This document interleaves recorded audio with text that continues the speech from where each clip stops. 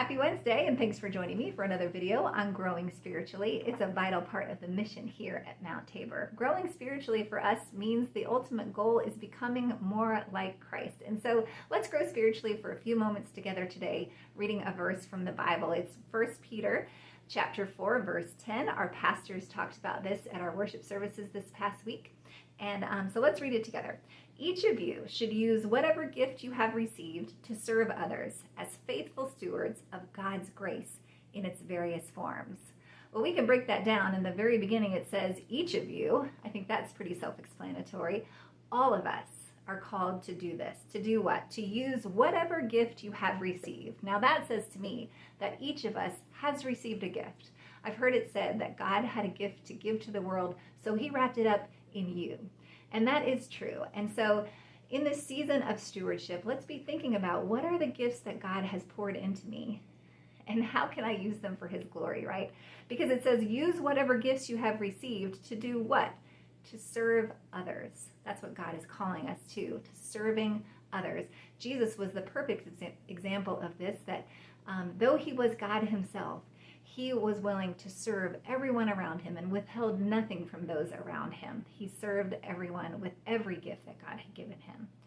And then it says, as faithful stewards of God's grace in its various form. We are faithful stewards, or we seek to be faithful stewards of God's grace. The biblical definition of stewardship is essentially managing God's blessings, God's way, for God's glory. And so when we receive a gift, often we want to keep it for ourselves, for our enjoyment, for our betterment. But what we're being told here is that we are just stewards of that gift. And really what we're called to do is surrender that gift, to put it to work God's way for God's glory. The gift that we were given is not ultimately for us. It is through us to serve others.